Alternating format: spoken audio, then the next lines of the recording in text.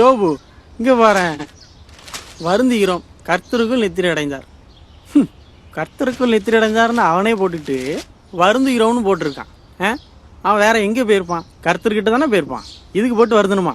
Bowl, என்னப்பா காலையிலே உளறிக்கிட்டு இருக்க? என்னத்த சொல்ல செல்வதாசு, கர்த்தருக்குள் நித்திரை அடைஞ்சான்னு போட்டிருக்கான், அவனே வருந்துகிறோம்னு போட்டிருக்கான். கர்த்தருக்குள்ள தானே நித்திரை அடைந்தாரு. ஆமா, அப்புறம் ஏன் வருந்தனுங்க? அவன் பரலோகத்துக்கு தானே போயிருக்க போறான். எங்க ஊழியக்காரரும் வாரம் வாரம் பரலோகத்துக்கு போயிட்டு வராரு. ஆளை மட்டும் காமிச்சா போதும், அவரே கூட்டிட்டு போய் காட்டிட்டு வர போறாரு. அப்புறம் ஏன் வருந்தனும்? என்னப்பா சொல்ற? உங்க ஊழியக்காரர் பரலோகத்துக்கு போயிட்டு வர்றாரா? அட ஆமாப்பா. ஆனந்து, ஒரு டீ போடு. அதாவதுப்பா, எங்க ஊழியக்காரரு வாரம் வாரம் பரலோகத்துக்கு போயிட்டு வருவாரு. போயிட்டு வந்து எங்க சர்ச்சில் சாட்சி சொல்லுவாரு. உங்க ஊழியக்காரருமா? எங்க ஊழியக்காரரும் டெய்லி பரலோகத்துக்கு போயிட்டு வந்துருவாரு. எங்க ஊழியக்காரர் சொன்னாரு, பரலோகத்துல எங்க பார்த்தாலும் தங்கமா இருக்குமாப்பா. ஆமாப்பா, நம்ம நடக்கிறது, ஓடுறது, படுக்கிறது, உருளுது எல்லாமே தங்கத்துல தான் பார்த்துக்கோங்க. அப்பவே என்னோட பிரேஸ்லெட்டு, செயின் எல்லாத்தையும் கலத்தி காணிக்க வீட்டில் போட்டேன். நம்ம தான் தங்கத்தில் நடக்க போறோமே. ஓ, அதெல்லாம் வச்சுதான் காலேஜ் பெரிய பெரிய கோபுரம் கால் கட்டினாரோ? அப்படிலாம் சொல்லாதப்பா. அதாவதுப்பா, நம்ம பைபிள்லாம் எழுத்துல தானே இருக்கும். ஆனா பரலோகத்திற்கு பைபிள்ல 3D ஃபார்மேட்ல அப்படியே படமா ஓடுமா. அப்படிதான் எங்க ஊழியக்காரர் பரலோகத்திற்கு பைபிளை திறந்து பார்க்கும்போது, இந்த சவுலு ஈட்டியை கொண்டு எறிந்தான்னு பைபிள்ல போட்டிருக்குல்ல, அப்படியே ஈட்டி பாஞ்சு வந்திருக்கு. அதை பார்த்த உடனே பயந்து கீழே விழுந்து கை உடைஞ்சு போச்சான். அப்புறம் என்னாச்சு? ஏசப்பா தான் அதை சரி பண்ணி விட்டுருக்காங்க. இதுக்கே எப்படியா? எங்காலும் பரலோகத்துல போய் பிரேக்ஃபாஸ்ட் சாப்பிட்டு வந்துட்டாரு. சாப்பாடுலாம் உண்டா? ஆனா ஆமாப்பா, இப்படிதான் ஒரு நாள் எங்க ஊழியக்காரரு சர்ச்சுக்கு லேட்டா வந்தாரு. என்னன்னு கேட்டா, 2 தேவதூர்கள் காலையில வந்து அவரை பிரேக்ஃபாஸ்ட் சாப்பிட பரலோகத்துக்கு கூட்டி போயிட்டாங்க.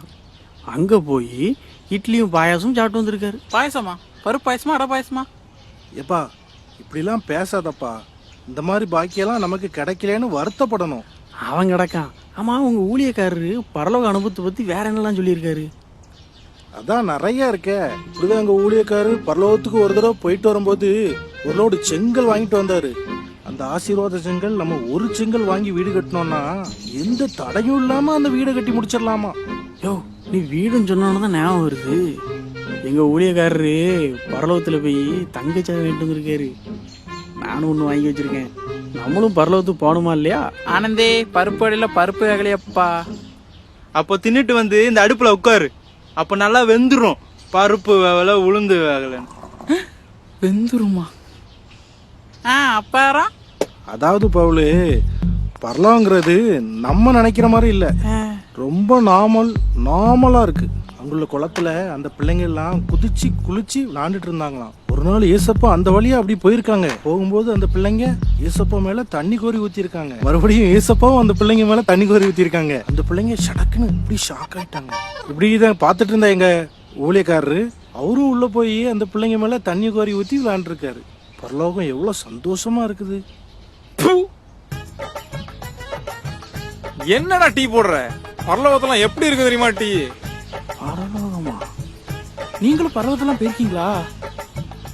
ஆமாப்பா, பரலோகத்துக்காக நான் நிறைய தடவை போயிருக்கேன். பரலோகத்துல டீ கடைலாம் இருக்கா? நீங்க வேற, அங்க ஒயின் ஷாப்பே திறக்கலான்னு பேசிட்டு இருக்காங்க. என்னது, ஒயின் ஷாப்பா? ஆமாங்க, அங்க எல்லாமே இருக்கு. ஆமா. எப்படியாவது பரலோகத்துக்கு போயிடணும்ப்பா. அப்போ எங்க ஊழியக்காரர் சொல்ற மாதிரி அங்க குளம்லாம் இருக்கா? குளம்லாம் இருக்கும். நான் வெயில் காலத்துல போன மத்தியில தண்ணி எல்லாம் வத்தி போச்சு. அங்க பசங்க கபடி தான் விளையாண்டுட்டு இருந்தாங்க. இயேசுவும் அதுல கபடி விளையாண்டுட்டு இருந்தாரோ? ஏசு கபடி விளையாடல, அவர் தான் அங்க அம்பையரு. ஆமா, இருக்கலாம். ஏன்னா அவர் நியாயாதிபதி. ஆமா, நீங்க எப்போ பரலோகம் போனீங்க? அட, இப்ப கூட பரலோகத்துல இருந்து தானே வரேன். வர்ற வழியில கொஞ்சம் அசந்து தூங்கிட்டேன். இந்த 2 ஸ்டெப்ல அங்க இறக்கி விட்டான். சரி, அதான் டீயை குடிச்சிட்டு அப்படியே பொடிநடையா ஊருக்கு போலாமேன்ட்டு. அசந்து தூங்கிட்டீங்களா? ஆமா, பரலோகத்துக்கு நீங்க எப்படி போனீங்க? பஸ்ல தான் போனேன். பின்ன உங்க ஊழியக்கார மாதிரி தனி ஃபிளைட்டா வச்சிருக்கேன். பஸ்ல போனியா? தெரியும், நீங்க நம்ப மாட்டீங்கன்னு எனக்கு தெரியும். அதான் டிக்கெட்டே கையில கொண்டு வந்துட்டேன். பாருங்க, இந்த பாருங்க, பரலோகம் இருக்குதா? பஸ் டிக்கெட்டை காட்டுறான். ஆமாடா, பைத்தியக்காரன்டா. யாரா பைத்தியக்காரன்? அவன் பரலோகத்துக்கு போனேன், பாயசம் சாப்பிட்டேன், கான்ஃபரன்ஸ் கால் போனேன், இயேசுவை பார்த்தேன், பேதுருவை பார்த்தேன், பவுலை பார்த்தேன் கதை விட்டுட்டு இருக்கான். அதெல்லாம் நம்புவீங்க, என்ன நம்ப மாட்டீங்க? என்ன எத்தனையோ பேர் ரத்தம் சிந்தி பாடுபட்டு எழுதின பைபிள, அதுவும் உங்க மொழியிலே மொழிபெயர்த்து அதை உங்க கையில கொடுத்தா அதை என்னைக்கா திறந்து படிச்சிருக்கீங்களா? அதை திறந்து படிச்சிருக்கீங்கன்னா இப்ப அவன் சொல்றதை நீங்க நம்பி இருப்பீங்களா? யோவான் 3:13 என்ன சொல்லுதுன்னு தெரியுமா? என்னைக்காவது நீங்க படிச்சிருக்கீங்களா? பரலோகத்திலிருந்து இறங்கினவரும் பரலோகத்தில் இருக்கிறவருமான மனுஷகுமாரனை இல்லாமல் பரலோகத்துக்கு ஏறினவன் ஒருவனும் இல்லை. இன்னொரு வசனம் என்ன சொல்லுதுன்னு தெரியுமா? ஒருவராய் சாவாமை உள்ளவரும் சேரக்கூடாத ஒளியில் வாசம் பண்ணுகிறவரும் மனுஷரில் ஒருவரும் கண்டிராதவரும் காணக்கூடாதவருமாய் இருக்கிறார் வேதகம் சொல்லுது. நீங்க என்னன்னா பரலோகத்துக்கு போனா இயேசுவை பார்த்தேன், இட்லி சாப்பிட்டேன், தண்ணி தெளிச்சு விளாண்டேன்னு சொல்றவன நம்பிட்டு இருக்கீங்க. போய் பைபிள் படிக்கணும்.